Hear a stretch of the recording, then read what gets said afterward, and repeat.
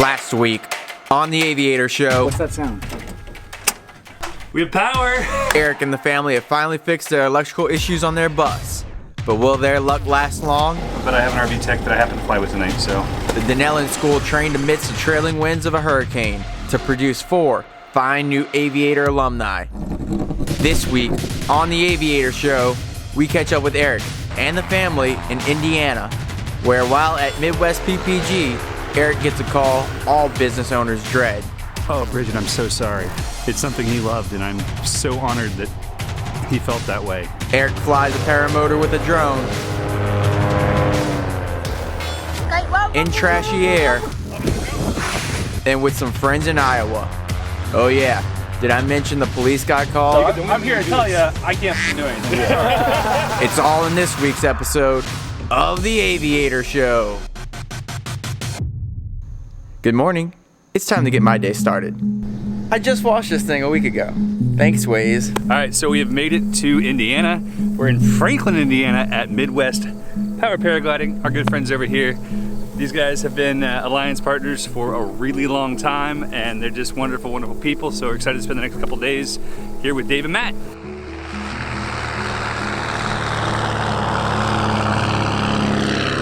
Yeah, why aren't we mounting it the other way? Actually, we're gonna show the propellers a little bit better that way. And we're gonna try, instead of chasing behind Eric, we're gonna actually lead Eric. So I'm gonna need your help to let me know if we're in front of him and if we're staying about the same speed. Eric's back is still jacked up, and his oldest son, August, steps up to lend him a hand carrying the motor out. I'm gonna laugh a bit. You walking all the way over there with me? I got one wheel, buddy. I can take a little break. Sure. Okay. It helps if you walk straight. August has just turned 9 and has been enjoying the filmmaking process of creating these episodes. Nice work, This bud. guy's hurting my hands. So here he is sporting the GoPro helmet mount, getting some of his own shots. Start up, okay? It's kind of cool to see some of the behind the scenes shots like this. As you can tell, Eric is in some serious pain. He's decided to stay seated while pull starting to try to save the pressure on his back. And if you've ever tried to pull start a paramotor, then you know that these motors can be particular to get running.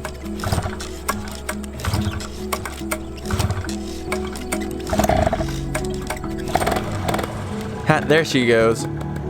Now it's time to get clipped in. The Aviator procedures are to build from the bottom to the top and to consistently do your checks in the same order. Leg, leg, waist, chest, and chin strap. Last thing to do before clipping in is Eric powers up the GoPro. Yep, it's working. I like to think that clip is in every paramotor pilot's footage, as it's always important to do your checks. From there, you clip into the risers.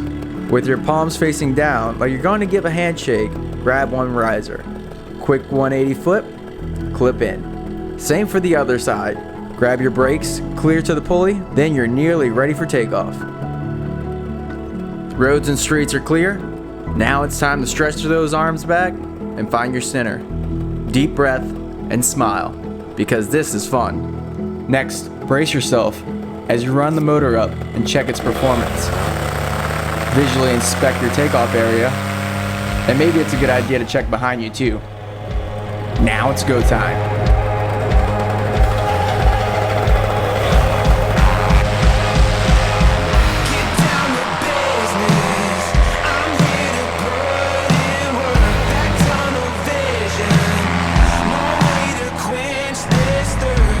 Don't do that.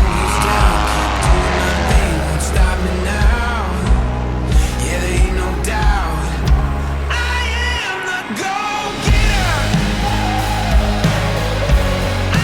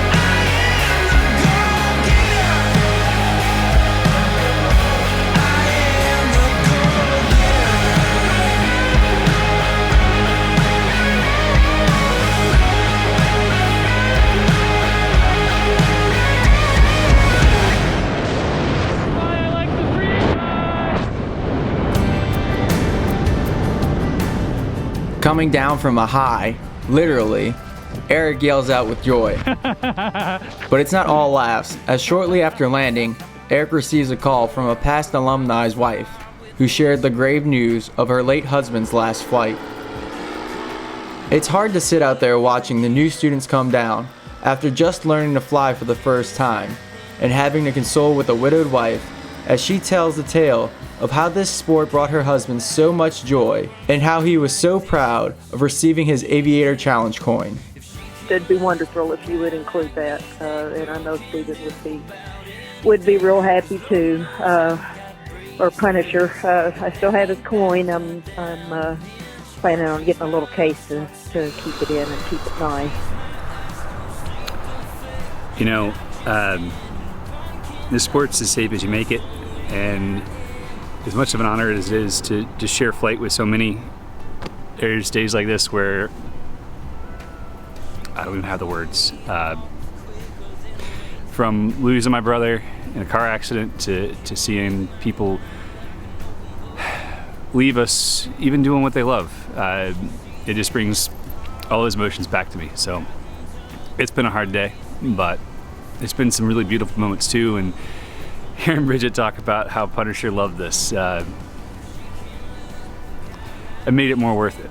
So I continue to believe that what we're doing is something that's important, that we get to change people's lives and get to share what I believe is one of the most amazing things. But yeah, this is not my favorite thing. All right, turn the camera off. Flight is something that bonds us together. It's in our moral fiber. And it's hard to explain the exact feeling of what it's like to breathe the air of angels. This student just got down from his first flight with Midwest PPG. And while we celebrate with him, Aviator and Eric would like to dedicate this episode to Stephen Punisher Schrum. The students pack up as the sun begins to set on this Indiana night as we begin to prepare for tomorrow's adventures. Cause Lord knows I've got breaks to fix, and that ain't back to down an inch.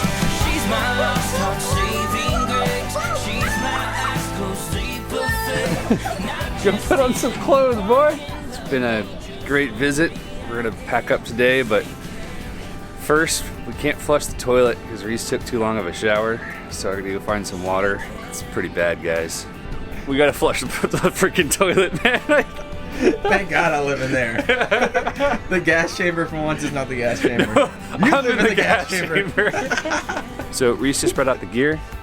Our boy Peter, who's past Aviator alum, who was in New York City, now's in Puerto Rico, and somehow is here in Indiana with us. Not quite sure how all that happened. But he said it was really bumpy up top. It's pretty late in the day, honestly, so I'm gonna go grab the Spider for safety. Not gonna throw down the free Redmond Beal. It's just gonna be a quick up and around. We have a little tunnel over here in the corn that we want to explore. So we got one shot of it with the free ride. Watch that now.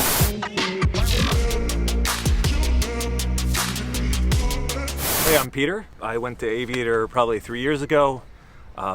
Been flying a ton since, changed my life. It's incredible. You know, it's just mind-blowing. It's like, the way I describe it is what astronauts say about going to space for the first time. Like, you just get this altering perspective, and every time I fly, it's like that. I live in Puerto Rico, which has great flying. Puerto Rico and northern Michigan. Went up this morning. It was a little windy, but only once you hit 200, right? So I pretty much just went up. I had a Mojo, which isn't the fastest wing, and I just parked at 100 and just sat in my lawn chair and looked at the sunrise, and it was great. All I do is fly these days, it seems. I occasionally tell the story of you in class. I'm like, don't be like this guy. He built a website during class, didn't listen to anything we said. Don't be like this guy. I know, rough, man. I mean, it got me to stop working so much. Helmet on, Arthur. So talk about how you check for gusts. Obviously, you get to say the windsock is moving around, but what about hang kiting? So if you can control your kite on the ground, is it reasonable to believe that you can control it in the air? Somewhat, but the thing we're thinking about is just seeing how hard it pulls, and if we start seeing deflations try to happen, which obviously I want to try to keep it from happening. Right here, it's starting to over surge, drops back out. It's just back and forth. So we know it's going to be somewhat challenging conditions, but it looks safe-ish. Okay. Yeah, for you, because you have your own safety bubble. Right, so I'm just gonna take off. I'll fly low. We'll see if it feels too lumpy, and if it does, then we call it. Cool. Never, ever, ever push. You hear that? Never, ever, ever push. Freeze. Kind of like that steep turn yesterday.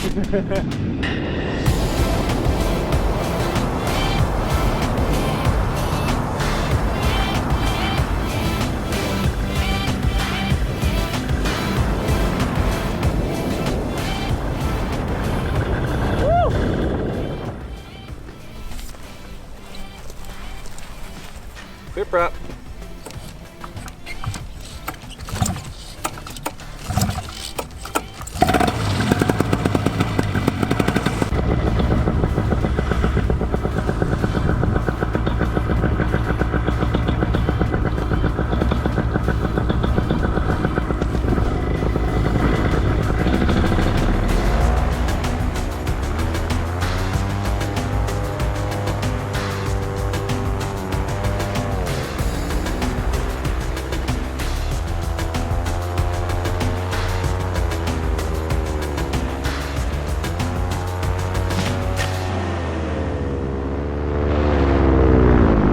Fly this wing, it's awesome.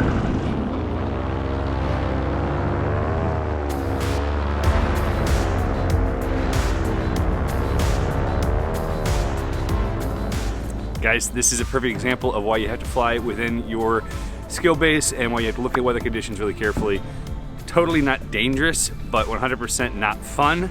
So I took off, I flew to the tunnel, wanted to make sure I got a shot, at least one, which is kind of pushing outside the safety envelope right there on its own. I'm pushing for the shot. You know, I couldn't get down low, it was trashy. As I'm flying back, I'm like, man, I wish it wasn't so far back to the field.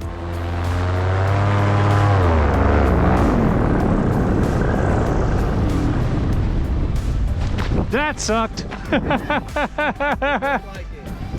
That was sporty. Glad to be back on the ground. We're gonna load this whole thing up and get on the road.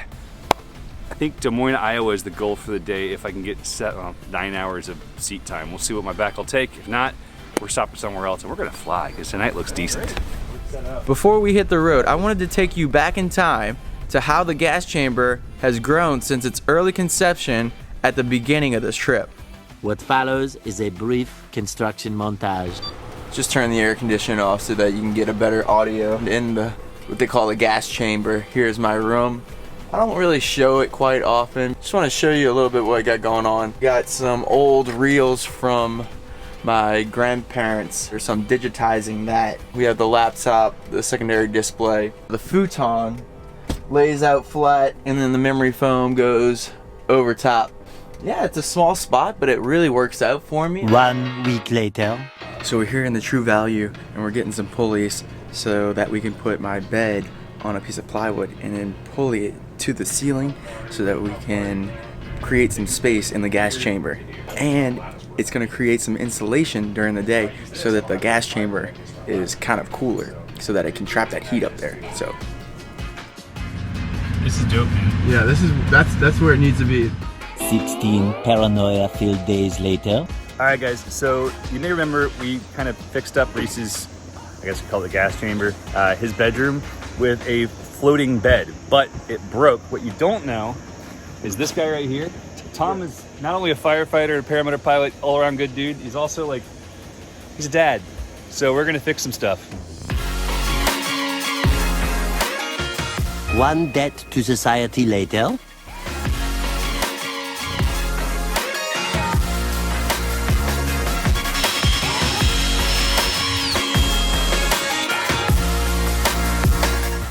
To 6 more days later.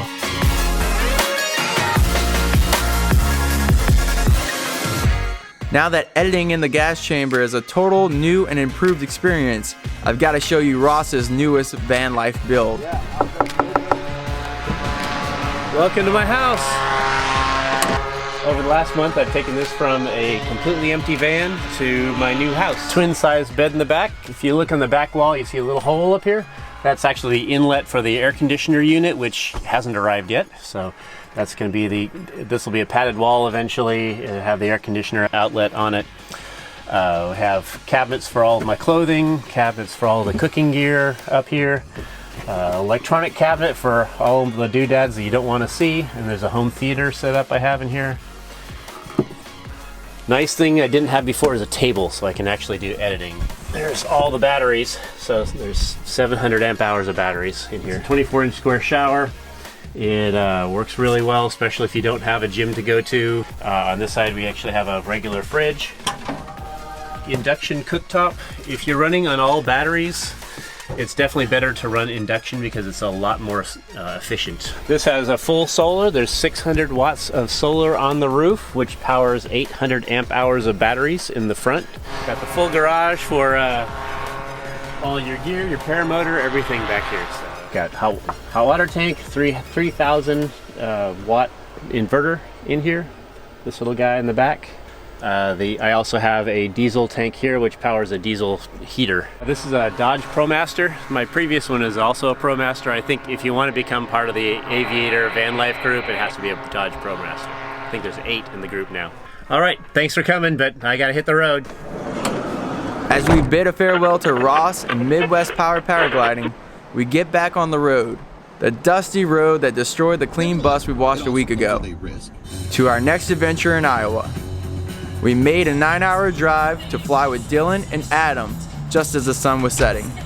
Just traveling around the country, going to all your different people. And Yeah, basically just trying to create an adventure and film it. And I've got the whole family with, and we've flown in like 15 states so far or something. Oh, I don't nice. know. I don't know how many. How's the air? It's really smooth. Really smooth. Take a rip. You gonna go for the rip? Yeah. All right. Yeah. Let me put some pants on. Yeah.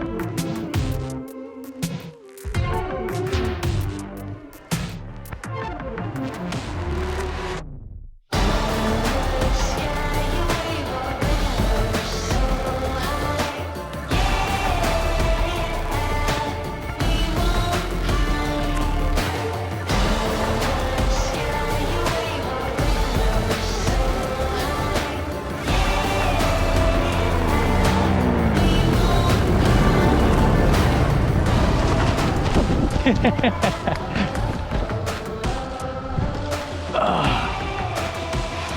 are you guys from? This traveling circus is from Orlando. Oh, okay. And these guys are local. The main reason I'm coming over here is it sounds like you guys might have been flying a little too low. Okay. I didn't see you. Not going to make any sort of deal about it whatsoever. Were we around, like anybody complaining about us around houses? It was something like horses.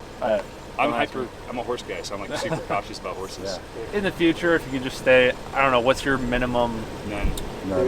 Legally fly from 0 to 18,000. Oh, jeez. Say, well, I'm here to enforce the law. We can't enforce anything because you guys fall under FAA, and we've had that discussion with City Council because people complain to city council, and then city council wants us to do something. Yeah. We can't do anything. So I'm here to tell you, I can't do anything. Yeah. Sorry. We're so sorry.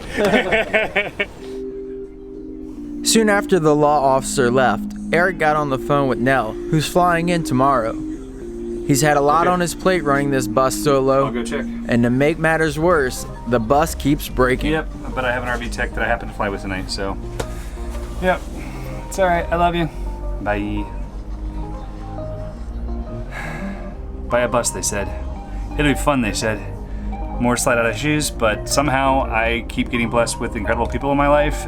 One of the guys I flew with tonight, Adam, he's an RV master tech. That's what he does for a living. So he's helping. I gotta go out there so that he keeps helping.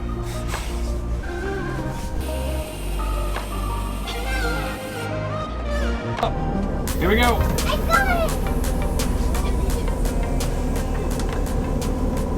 Morning. Is it? It is. Good morning. We are rolling out. We're gonna head from here in Altoona, Iowa, over to not Boise, Omaha, Nebraska. So it's gonna be a couple of days there with Josh Bowden and the guys at Paramotor, Nebraska, and then yeah, pick up Nell, head further west. Let's go have some fun. Next week, on the Aviator Show, we're on the road to the Endless Foot Drag Fly-In. But before then, we stop in to visit with Corey and Brian. Their air park is surrounded with historical artifacts and soybeans ready to harvest. Eloise loses her balloon, but luckily, Brian had watched this one Tucker Got video and tried to emulate a search and rescue mission. Spoiler alert, it didn't end well for the balloon. Reese still can't fly a drone, but that's nothing new. What's coming around the bend? Stay tuned next week to find out, right here on the Aviator Show.